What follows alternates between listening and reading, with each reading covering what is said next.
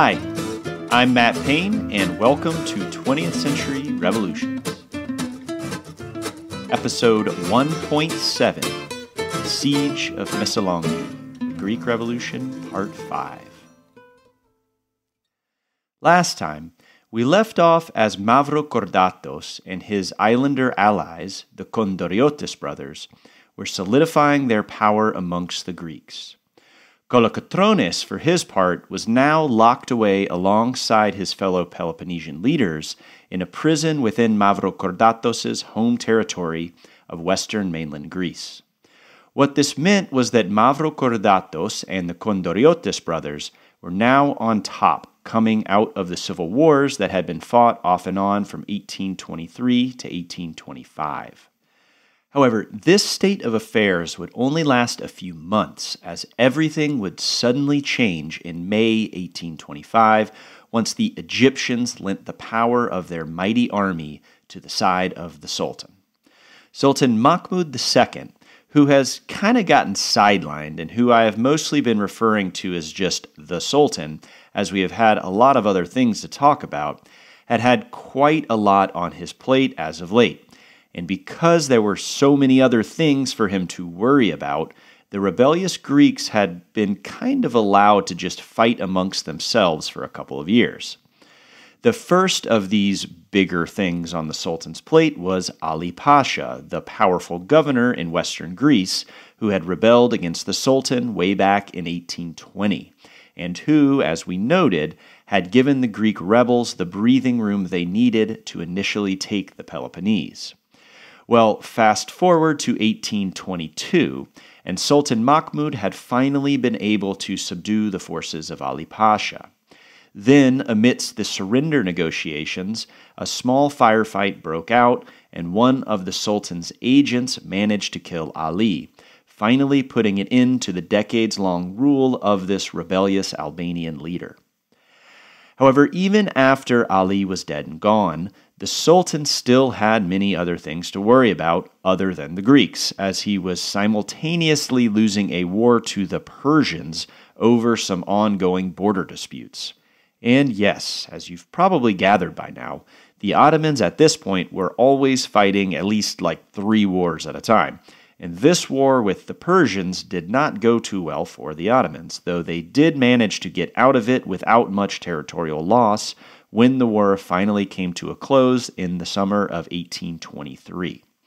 With Ali Pasha now out of the picture, and as the war with the Persians was in the rearview mirror, Sultan Mahmud now finally had the breathing room he needed to put more of his attention towards the Greeks, who had for years now just been kind of ruling themselves and fighting amongst each other just as much as they were fighting off the Ottomans. Though the inability of the Sultan to subdue the Greeks was a source of embarrassment for the Sultan, and he needed to once and for all do away with these pesky revolutionaries.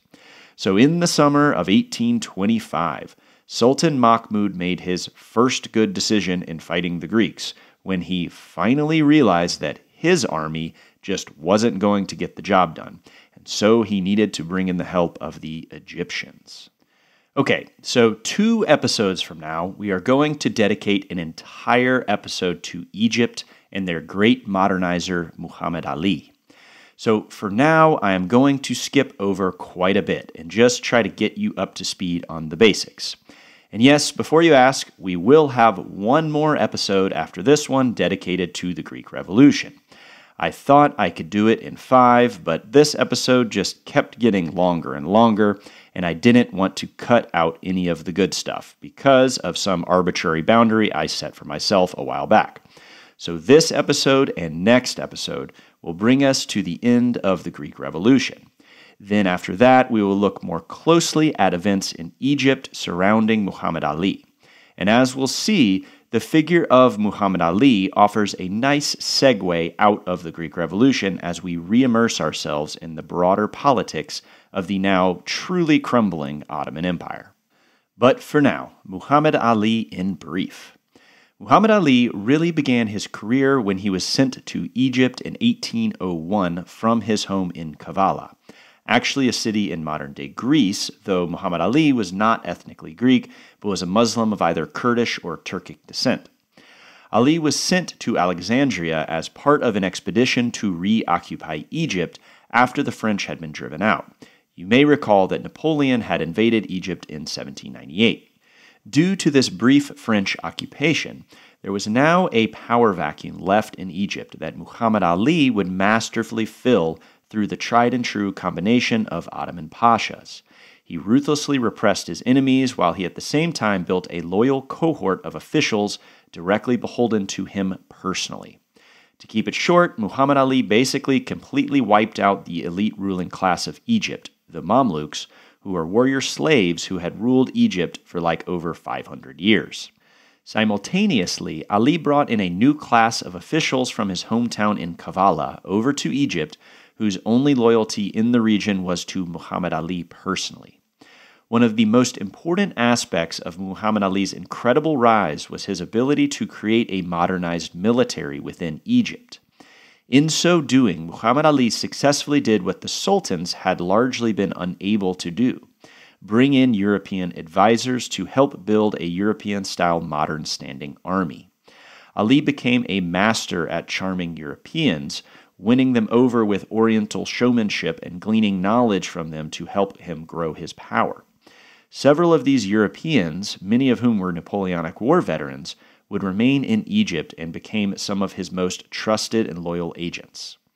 This project of military modernization was hugely successful, and early on, Muhammad Ali fought many campaigns on behalf of the Sultan.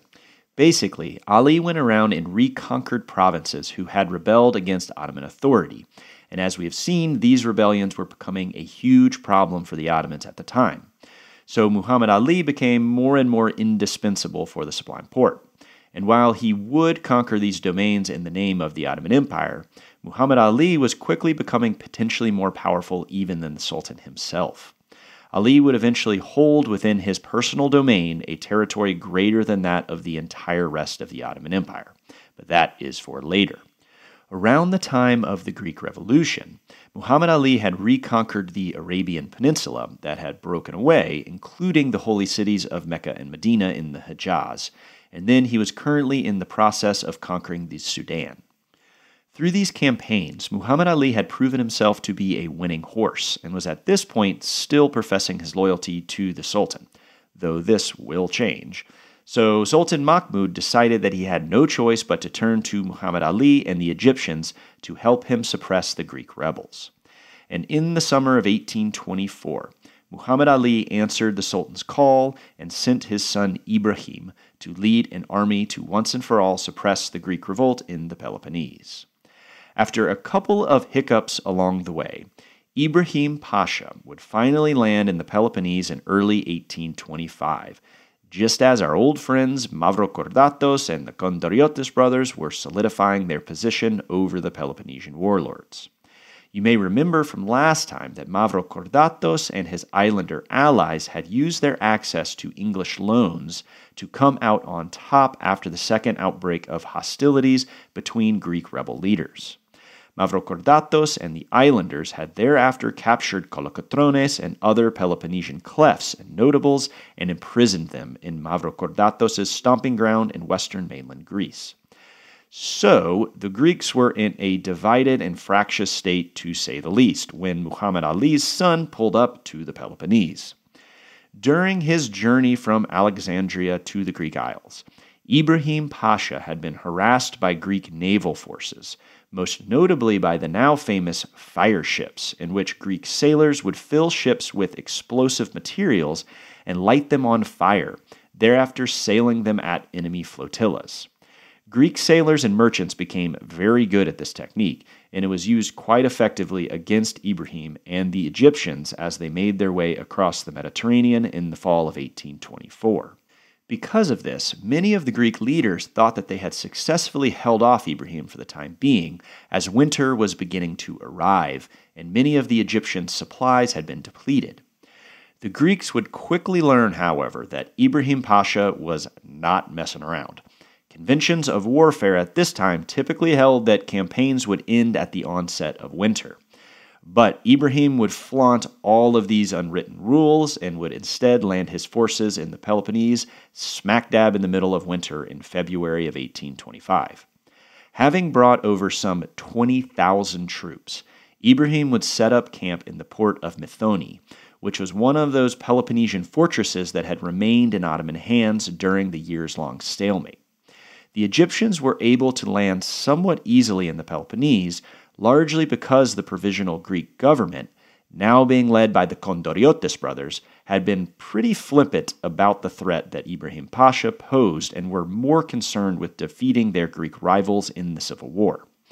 In fact, when the Kondoriotis government learned about the impending Egyptian invasion, they decided to fortify islands such as Idra and to leave the Peloponnesian ports mostly undefended. A decision that I am sure had nothing to do with the fact that the Kondoriotis brothers hailed from the now very well-defended island of Idra, and that the home territory of their rivals in the Peloponnese was basically left undefended. On the Peloponnesian Peninsula itself, the situation was not great for the Greeks. The main forces who were positioned to fight off Ibrahim Pasha were not native Peloponnesians, but were in fact Western Greeks from the mainland, who were essentially occupying the territory after the Civil War. The local Peloponnesians pretty much hated these occupying troops with a passion and offered them no help at all. And then the local armed bands from the Peloponnese, of which there were still many, refused to fight until their leaders, Kolokotrones, principal among them, were released from their imprisonment in western Greece. Because of the sorry state of Greek forces, the Egyptians had little trouble against their opponents early on, and quickly advanced into Greek territory. The first major loss for the Greeks was the fortress of Navarino, which had been in Greek hands since the uprising began way back in 1821. Remember the name Navarino. The loss of Navarino began to demonstrate to the Greeks that they were not facing off against another incompetent expedition led by the Sultan, but they were instead taking on a well-organized modern army. With momentum fully on his side, Ibrahim steadily pushed further and further into the Peloponnese, only really being challenged by the occasional guerrilla hit-and-run attack. The Kondoriotis government, along with Mavrokordatos, now fully understood that trying to hold off the Egyptians with their unpopular occupying forces from western Greece was simply not going to cut it. So the government was forced to release the Peloponnesian notables and clefs from their imprisonment. And with this release, Kolokotrones made a triumphant return to Tripolitsa, and many of the armed bands flocked to the old cleft to help him fight off the Egyptian wave now barreling towards them. However, even with a newly formed united front, the Greeks still had trouble against Ibrahim because Kolokotrones and the other warlords were fighting like it was still 1821. Ibrahim had a modernized army with which he could launch well-planned campaigns, while the Greek forces were made up of dozens of different armed bands who were, yes, much more loyal to Kolokotrones than they were to Mavrokordatos and the islanders, but who nonetheless could still not really be counted on. This made it nearly impossible to plan out any sort of coordinated counterattack, as the number of fighters at Kolokotrones' disposal would massively fluctuate, as literally thousands of troops at a time might just return home or simply decide they didn't feel like fighting at that specific time and place. Because of this, the clefs and warlords fought the Egyptians using their old guerrilla warfare techniques of surprise attacks, hit-and-runs, and night raids. In order to combat this, Ibrahim Pasha launched a ruthless anti-guerrilla campaign using scorched earth tactics that devastated the Peloponnesian countryside and made the terrified Greek peasants less and less willing to help the rebel fighters. And terror was indeed one of Ibrahim's primary strategies, as he sought to destroy the revolution's will to fight. As part of this campaign of terror, Ibrahim would specifically target civilian populations by capturing and enslaving women and children and sending them off to distant parts of the Ottoman Empire under his father Muhammad Ali's dominion. And as these stories of Greek enslavement and other atrocities being committed by Ibrahim's army spread throughout the Peloponnese, fear began to ripple through the Greek peasantry. And many Greek civilians had simply had enough at this point, and had decided, not without good reason, that all of these armed men, Egyptian, Turkish, even Greek, were not to be trusted. Had not the Greek leaders themselves just spent the last 2 years fighting each other more than they fought the Ottomans? And while they fought each other, the hungry soldiers were always taking food and supplies from the peasants, usually at gunpoint. This is not to say that local Greek leaders did not protect the peasantry against Ottoman attack. They definitely did, and the moral scruples of these different leaders could vary wildly. Many were noble and heroic, many were, well, not. But due to the fact that Greek armies had to supply themselves largely at the expense of the peasantry, there was a growing distrust between the civilian and armed populations of the Peloponnese. This dynamic was most clearly expressed in the movement that grew around an eccentric Greek Orthodox priest who became known as Papoulakis, or simply the Little Father or Little Priest. Papoulakis traveled throughout the northwest Peloponnese, accompanied by a nun whose name, unfortunately, seems to have been lost to history. But Papoulakis and the nun became known for being able to see into the future and for performing miracles. And along with this reputation for mystical abilities, Papoulakis also preached a message of peace and repentance that resonated with the deeply religious Greek peasants who had grown extremely weary of years of endless violence. Papoulakis and the nun quickly gained a large following, reaching the height of their popularity in the summer of 1825, while Ibrahim Pasha was executing his campaign of terror against the Greeks. What made the message of Papoulakis novel was the fact that he was essentially a pacifist, and he preached to ever-growing crowds the message that Greeks who had stolen, enslaved, or killed Muslims, even during times of war, were guilty of sinning against God. Papoulakis told his followers to lay down their weapons and that he would lead them against Ibrahim Pasha completely unarmed, trusting in the power of God to defend them against their sinful enemies. Due to his growing popularity, Papoulakis came to the attention of Greek revolutionary leaders who became extremely wary of this weird dude who was going around and telling everyone to get rid of their weapons.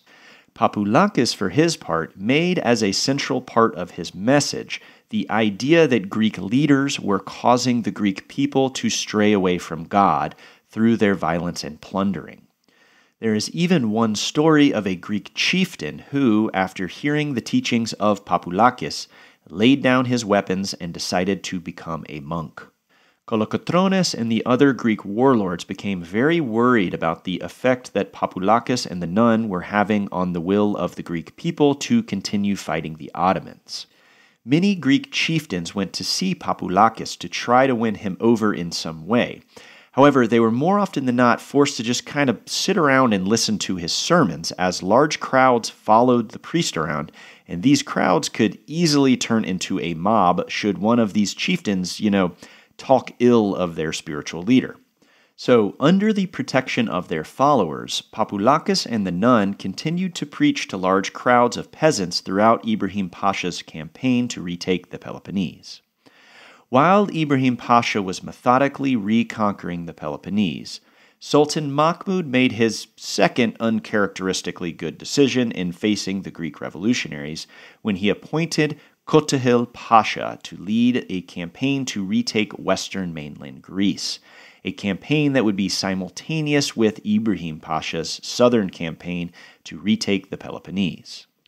Kutahil Pasha. And yes, I know it is pretty hard to keep track of all these darn pashas, but just wait until we get to World War I, where every single leader is a pasha. But just remember, these dudes are not related. I, in fact, made that mistake when I was first learning about the Ottoman Empire, and I was like, how is everyone's last name Pasha? But Pasha is basically just what Westerners might understand as a lord, though it was often used for military leaders specifically. So this is just like Lord Ibrahim or General Kutahil. That's all to say, I know it's confusing, but now back to the narrative. Like Muhammad Ali, Kutahil Pasha's story is especially interesting in that it shows how diverse, cosmopolitan, and really meritocratic the leadership of the Ottoman Empire was by this point in its history. Born in modern-day Georgia as the son of a Christian Orthodox priest, Kutahil was captured as a young boy and brought into the household of a powerful Ottoman official who eventually became the head of the imperial navy. Like many Christians from the periphery who found themselves thrust against their will into an unfamiliar Ottoman imperial world, Kutahil decided to make the best of his situation, converting to Islam and then working tirelessly for his Ottoman master. Through this tireless work ethic, Kutahil would earn his title as Pasha and even eventually become the Grand Vizier in 1829. But for now, Kutahil's task was to force the rebels of western Greece to resubmit to Ottoman rule. And this meant taking Missolonghi, the coastal town of western Greece that had been in the hands of the Greeks stretching all the way back to the early days of 1821 when Mavrokordatos was building his power base in that area and convincing the local chieftains to get on board with his constitutional aspirations. As a major stronghold for the Greek provisional government, Missolonghi had long been sought after by the Ottomans and had already at this point miraculously survived no less than 2 sieges. Then, a year earlier, Lord Byron had famously died in the town just after the second siege had ended. As Kutahil Pasha made his way towards the town with thousands of troops, Greek civilians began fleeing the invading army, flooding into the town of Missolonghi for protection. Then the Ottoman army started digging into the area surrounding the town, beginning the siege that would last for nearly a year. At first, it seemed that the third siege of Missolonghi would go the way of the first 2 sieges, as the town settled in for what now, I am sure, was beginning to feel just kind of like the hardships of everyday life. Well, here comes another siege. And for the first 6 months of the siege, the Greeks were able to maintain communication with the outside, and supplies were still getting through the Ottoman lines. The inability of the Ottomans to completely cut off the town was what had prevented them from taking Missolonghi in the past, so it did seem like the Greeks of Missolonghi might just make it through this siege as well.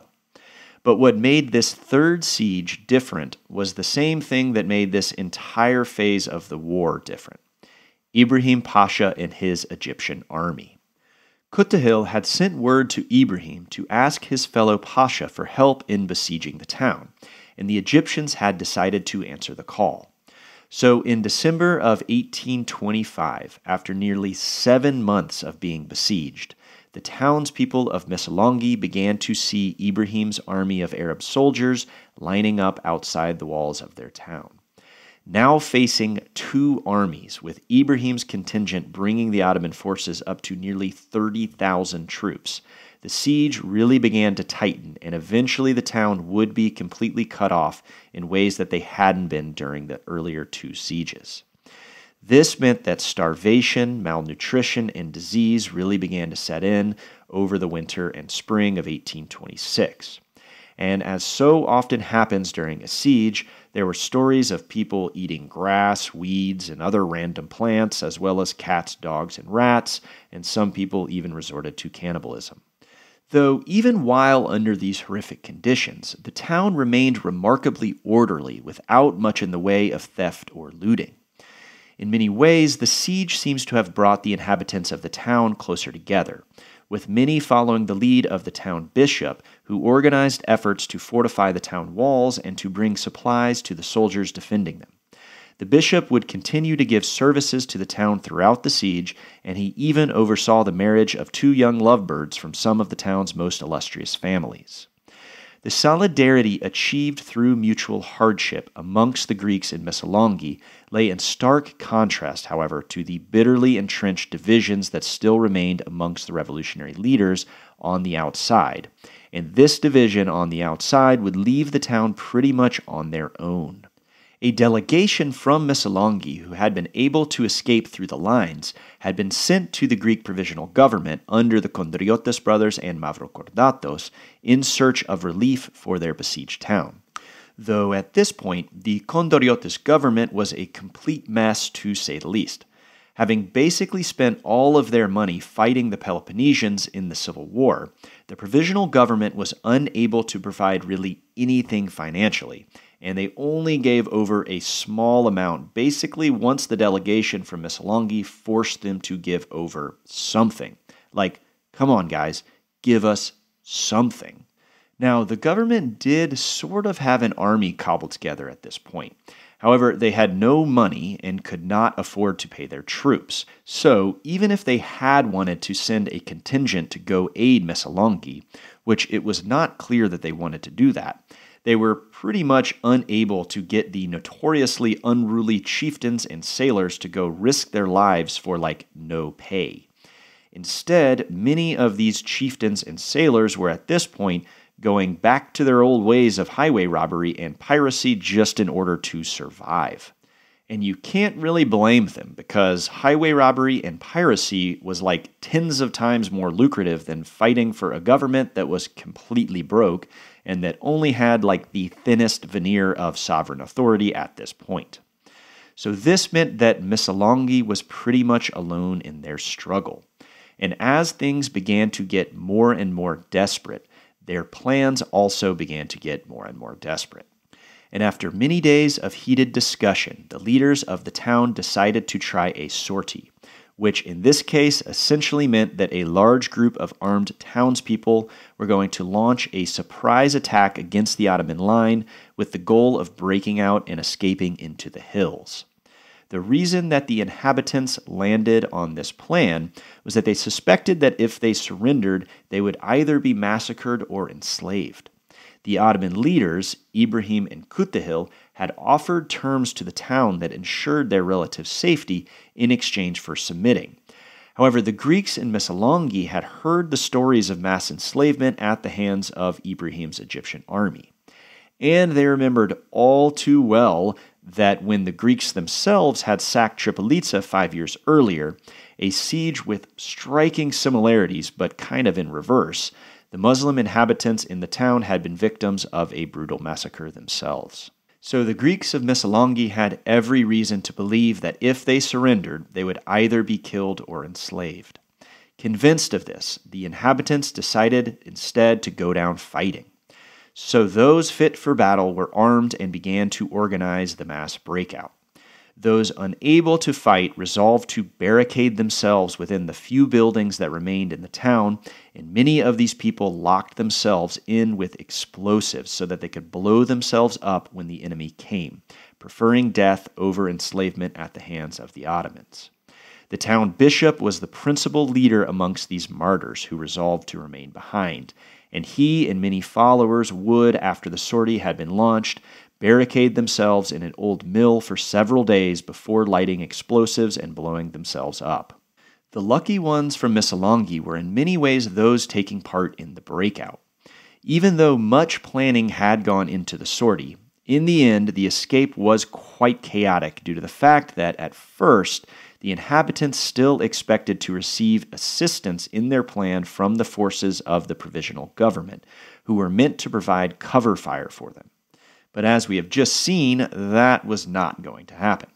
Second, the Ottomans were fully aware of the plan to escape by the time the sortie actually happened. Because of this, when the signal for the sortie went off, only half of the fighters were actually ready to engage, while the other half were still in the town saying their goodbyes to their loved ones.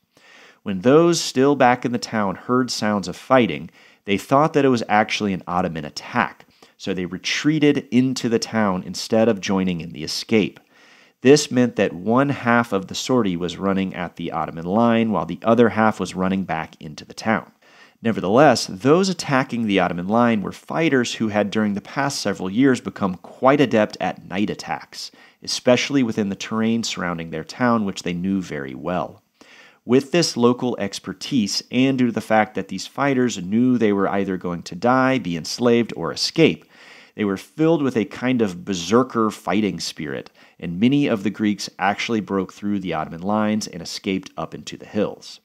Like we said earlier, though, that some 2,000 men and women who were part of the breakout were the lucky ones, because Once the town was taken by the combined forces of Ibrahim and Kutahil, the majority of the town either died at the hands of the Ottomans, were enslaved and sent off to faraway lands, or sacrificed themselves because they refused to face this terrible fate. But, as it has been with so many things in the Greek Revolution, the real impact of the siege of Missolonghi did not center around events in Greece itself, but rather in the cafes, salons, concert halls, and increasingly, courts and halls of government in Europe.